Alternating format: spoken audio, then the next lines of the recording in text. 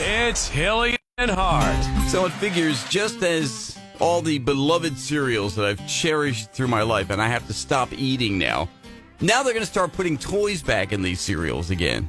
Yes! For years. Remember childhood, you'd open up a box of whatever, Frosted Flakes or Lucky Charms or Cheerios, and there was some kind of toy in there, or prize, yep. or whatever. And they stopped doing that. I guess they were trying to market to adults or whatever. I don't know. But anyway, so now they're going to start putting toys back in the cereal. So what you're saying is breakfast is about to become fun again.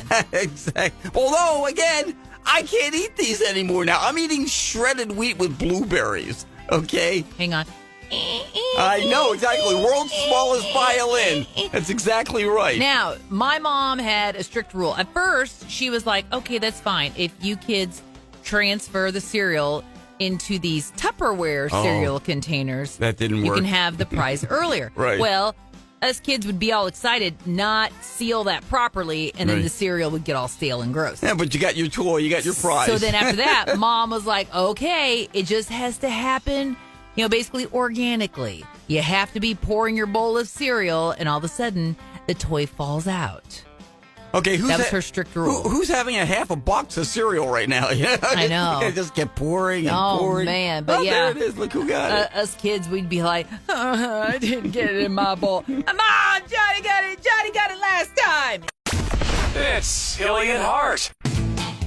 I remember me telling you about that generic Lego set the husband got off Temu or something like that. Yes. Okay. And it was supposed to... It said Ghost Castle on it. Right. And when you look closer, you're like, isn't that supposed to be Gringotts from Harry Potter? The wizard bank? Yeah, but the Harry Potter people had something to say about that. And it had the dragon on it. Okay, so I attempted to put it together 3 different times and kept getting to the same spot where I'd get stuck because I'm like, wait a minute. It says I'm supposed to put this piece right here. There is no space. So I stewed on it for a couple of weeks. That's so frustrating. It is. It really is. Because I'm like, I'm not dumb. I ain't no dummy. Surely I can figure this out. I'm an adult woman who has accomplished much in life. And the box says 8 and up. I am beyond 8. You're way back.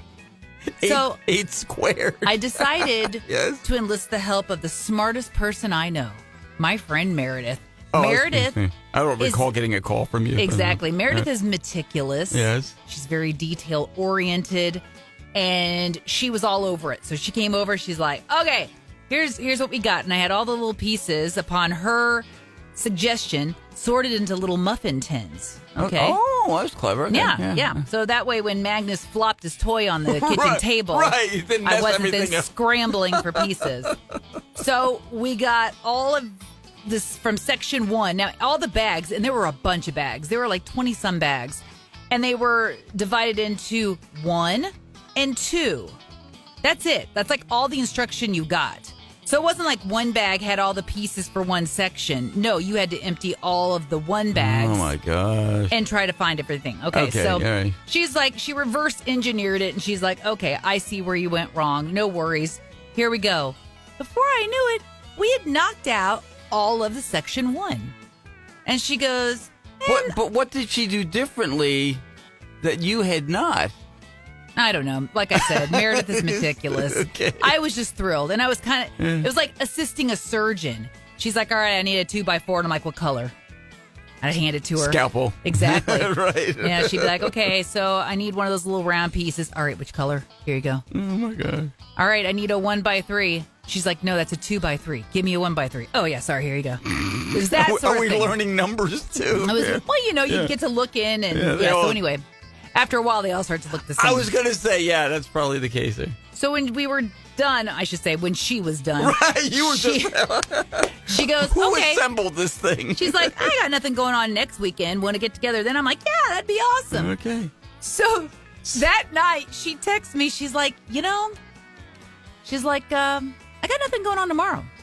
Want to build Legos? Oh, my God. So I text back, yes. So this is your plan for later today? No, she came back Sunday. Oh, Sunday it was. Yeah, Okay, so this is over the weekend. So she came back Sunday, knocked out the rest of it, and we're not even going to discuss that there were extra pieces left over. Were there extra pieces? there were some extra pieces. Apparently, Spooky Castle is still standing, though. Does it? Hey, I'm just thinking somebody didn't know how to count when they were putting these bags together because we were missing some pieces and then we had extras of others. I but say whatever. Blame the manufacturer. There you go. Again, that's it. again, those pieces all look alike after a while. But long story longer, I now have a generic Gringotts bank, which it says Gringotts Bank. So, yes, there's a sticker that says that. How proud Barry Potter must be, you know? Hey, I'm just saying, Barry Potter better be happy because it's now sitting on my bookshelf next to my Harry Potters. It's Hilly and Hart. So this, I have to admit, I've never heard of this rule before, and it's disgusting and fascinating at the same time. It's the poop rule. Mm-hmm. It's helping people decide what to throw away as they're decluttering their homes. Decluttering, yes, exactly, yeah. So the whole idea is you look at an item, and you say, if this item was covered in poo, would I clean it and keep it? Or would I throw it away because that's disgusting? And if you say, I'd clean it and keep it, well, then you keep it. And if you're like, oh, man, no, I'd toss that, then you get rid of it. Right. It's a pretty simple rule. I'm kind of a gross guy. Yeah, There's you are. Probably a lot of things that I would just clean off and keep. It wouldn't bother me that it had been covered in poop. So as long as I can definitely clean it off, make sure there's like none on there, So. Well, I don't know. I mean, you have your boxes of show sheets. If that was covered in poo, that'd be hard to clean off. First of all, exactly. So I don't think you'd be able to. I'd be rid of those. Yeah. But again, though, those are a work item for me. Meanwhile, Donna's going, I know what I must do now. Great. It's Hilly and Hart. Well, we always have fun with this each year. They've come out with the list of the top emojis for the past year. Mm-hmm. So in 2025, you think about the emojis that you use when you're texting, Facebook messaging, whatever, that kind of thing. So here you go. Number 1. Erin, do you use the loudly crying face at all? Yes, I do. That's my go-to. Is that a popular one? Really? Oh, yeah. See, I hardly ever use that one. And I know it's like, because I think... No, I'm confusing that with the other one, with the crying, laughing face. There's a crying, laughing face, too, which I don't even see that here. I think that's what they mean. Loudly crying? So it's not an upset thing. It's not like... I don't think so. For me, it's like the whole laughing so hard you're crying. Huh. I don't know. Because I can picture one, like it looks like the face is sad, like, oh, they're so upset and tears coming down. I don't know. But anyway, that was number 1. Rolling on the floor laughing. Okay. A lot of like strong emotions on these. Yeah. Face with tears of joy was number 3. Was that the one with the big eyes and looks all emotional like? I think so. It's like, oh. I'm going to tell you, the biggest one I use is thumbs up. That's my go-to. And a lot of times he has to ask me, hey, is this the right finger? Before he says it. Because I don't have my cheaters. I'm like, put your cheaters on, man. I don't have my cheaters on. I was like, which finger is this? Just make sure, please. One day I'm going to be like, yep, that's the right one. It's going to be the wrong one. Because there have been some that was like, really... I mean, I'm just telling you, you got it, depending on the people you're sending to, man, you want to make sure that is the... Excuse me, why did you send me that finger? No, I didn't mean to. I was giving you a thumbs up. Hart! Face blowing a kiss. My wife uses that one from time to time. Oh, isn't that sweet? Face blowing a kiss. Yeah. The folded prayer hands, I guess. Okay, and here's how dumb I am. For the longest time, I thought that was a high five. Because it looks like it's hitting another hand. Yeah, because I'm like, all right, high five. Well, it's hard to show a high five. Well, that's what I thought it was. In an emoji, because all you're going to see is a hand with all the fingers. Two happy hands joining in a high five. I didn't realize that we're joined in prayer until like 2 years ago. Who knew emojis were so complicated? I know. It's Hilly and Hart. So I was driving along having a conversation with ChatGPT yesterday. Oh, boy. We were talking about Waymos, the driverless taxis. Yeah. That are pretty common in San Francisco. I think they're down in Austin, Texas. They're in Atlanta, Georgia, where they've been all congregating in one neighborhood, wreaking havoc. So I was asking her, what are the odds? When are we going to see them, say, in Missouri? And she said, well, St. Louis has plans. They don't have anything concrete yet, but they're sort of mapping out routes and that kind of thing. Oh, she dropping some St. Louis secrets? Well, I mean, she kind of has access to this kind of info. So, and I asked, well, what about Kansas City? She goes, Kansas City is further behind there, so you're probably more likely to see it in St. Louis. I go, well, that is kind of cool. She goes, they do have it in a limited way in Nashville. You can also do it in Nashville. Because I was telling her, that's my bucket list item. It's one of my bucket list items, to ride in a driverless vehicle. And she says, well, your best bet would be, as far as Missouri goes, it would be St. Louis. And I go, well, how soon are we talking? She said, it's a matter, it's going to be probably more likely months than years. So realistically, round guess, 10 to maybe 18 months before you see some public access to Waymo in St. Louis. So, Erin, when that happens, I'm taking a trip to St. Louis just to ride. I'm just going to ride around town for a little bit, and I'll video the whole thing, Oh, gee. You want to talk about a riveting entertainment experience? That's right up there with the people who record their fireworks going off. Yeah, that's kind of the same. So there you go. But thank you, ChatGPT, for filling me in. So I see my bucket list item on the horizon. Well, you could just go down to Atlanta, Georgia and visit our friend John and tour in a Waymo. I don't want to go that far for that, so. But even seeing our pal, that'd be terrible. Well, you know him better than I do, honestly. So, but Nashville is even too far as that goes. And because that's like a 7-hour drive, something like that, from me. So, but St. Louis, within reason, It's Hilly and Hart. I was at my parents' on Saturday, watching a little TV with them, and we were just chit-chatting. And there comes this add-on for this ceiling fan that basically, if it's an area where you can screw in a light bulb, yes, I've you can seen screw those. in this fan. I love those. My mom was like, whoa, that looks good. Yeah. Oh, we should get it to where my father deadpans, I could fart a stiffer breeze than that. I bet you he could. So too. Dale's not a fan of that. Well, No. see, I've seen those, and I will tell you, they're rather seductive. All those ads are kind of Well, seductive. sure they are, but 9 times out of 10, when you order this stuff, it doesn't work how it is portrayed. Well, I'm not questioning whether or not it works. I'll bet you it does. But the problem is, at least in my house, and it depends on maybe the age of your house, I don't have there are no screw-in outlets like on the ceiling or whatever. You know what I'm saying? So, I mean, if you have that, yeah, it might work great. But I think a majority of, especially houses that were built in the last 30 years or whatever, probably don't have that. So, Yeah, no, I agree. You know what I mean? That was my big thing. But yeah, I see all those things on TV, though, and it's like, ooh, that looks so good. Oh, great. Why don't you go over to Dale and Louise Kind of like Saturday, your mom, like that. and you guys can just shop to your heart's content. Your mom and I have so much in common. It's scary. It's Hilly and Hart. So how do you like to sneeze?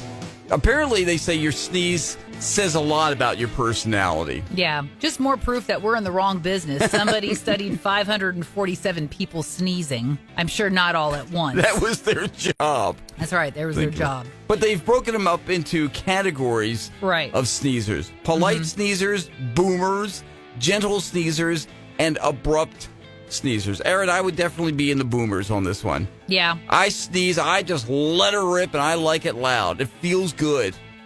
And they say people who do that are charismatic, natural leaders, and unconventional thinkers. Okay. They inspire others and value relationships. They are spontaneous, and they get along well with new people in their lives. That's nothing but positive there, though. Well, there's the polite There's the polite sneezers. They're quick to reach for a tissue to, cover their nose and mouth real quick when they're overtaken with a sneeze. Would you be the polite sneezer? No. No. I would say I fall into the last category. Abrupt. Yeah. Abrupt sneezers. Do it quickly and get it over with in a hurry. It may be in rapid succession, because usually I always do more than 2. It's usually 3 to 4. Right. See, I wonder if our sneezes, our style of sneezes, are handed down. Because as I've said before many times, I've inherited my sneeze from my dad. When Same. I go, My dad used to sneeze exactly the same way, and that was it. And then so you get yours from your mom or dad or My both? dad. There you go. So, by the way, there is another category, the gentle sneezers. What else he had? The difference between a gentle and a polite sneezer. Isn't that kind of like the same thing? To me, I thought they looked the same. Yeah. But maybe there's a slight difference between them. I don't know. The gentle sneezers apparently are friendly and relaxed, and they go out of their way to avoid conflict. The polite sneezers are careful, accurate, and often find mistakes others miss. Well, hang on. The gentle ones apparently are noiseless. I don't like those at all. They're obviously some sort of alien or something. That's not natural. That's a terrible way to sneeze. I'm sorry. A lot of women do this, or girls. They go, that's not a sneeze. Mm-hmm. God meant for you that to come out of your body, man. You don't keep that in there, Well, did you see with the abrupt sneezer, which is me, impatient, decisive, quick to get to the point. Yeah, that sounds for the most part accurate there. In my family, that's called blunt. We are all very blunt. They're leaders who can be forceful and commanding when necessary. Yeah, you probably don't want Erin as a boss. No, so there you don't. Go. It's Hilly and Hart. It's funny. Apparently, a large number of workers, though they have the opportunity to have lunch outside, don't avail themselves of it. They say like more than half of people never step outside during a typical office workday, which if you had the chance to do that, wouldn't that be great? Oh, well, yeah. I mean, we've got an opportunity here. Yeah, we've got a little table outside that we could... We never use it.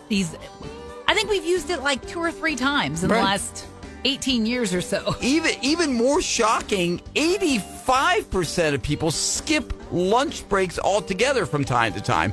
I'm sorry. Well, see, and again, we're in a weird situation where we eat our lunch sort of and work at the same time. Or at least I do anyway. We have a table in our office, and I'll sit there and eat, and then I'll looking at my phone and doing something. So, I mean, I'm bouncing back and forth. But most people, if you have a designated lunch break, okay, your lunch is from noon to 1. Right. Or noon to 12:30 or whatever it might be, a lot of people will not even take advantage of that, which is, I guess we're just so work-driven a lot of times. I guess so, but maybe we should take advantage of the table outside a little bit more. I would love. Well, I keep saying that. You know what? I want to have just have a cigar break. Just have a bunch of us out there, and do some cigars, and I think that'd be kind of fun. We get some nice weather here. But again, it never happens because I always think it's a good idea, and then nothing ever happens from the idea. So okay, well, first things first. We need to go shop for cigars. Okay, there we go. Okay, that's the first step. Yep. Once we do that, then we can plan an afternoon to do that. I like that. And we'll eat. Oh, great. It's Hilly and Hart. So we were talking about this the other day, how there was a poll that the name Bella was the top dog name. Right. Top pet name. Turns out it's also one of the top little girl names. The kids and the pets are merging. Yeah. That's what it kind of sounds like. In fact, it turns out Bella, Leo, and Chloe are all top, not only pet, but baby names. That's amazing. See, this is going to complicate things. Because now if you have a mom sitting there, she's going, I don't know what I'm going to do with Chloe. Okay, is Chloe her dog or her kid? I don't know. You know what I mean? It's like if you hear a conversation going on, it could be either one. See, I'm a big fan of giving pets people names. Right. Which complicates things even more. Yeah, it does. It does. But like Gemma, I really wanted to name her, Beatrice at one point. Just like... For B. Arthur? No, actually it wasn't. Oh. But the husband's like, why do you want to give her such a nerdy name? Well, Beatrice is a gorgeous girl's name, but I don't think I'd waste it on a dog. That sounds like a beautiful... I don't have children, Hilly. I know, I understand that, but I'm saying... And then another one was, I also wanted to name her Gertrude. He vetoed that as well. Because at the time we had Gwen. Okay. So her full name was Gwendolyn. So it was going to be Gwendolyn and Gertie. You name a duck Gertrude. You don't name a dog Gertrude. I didn't have a duck at the time either. Well, let's change that, okay?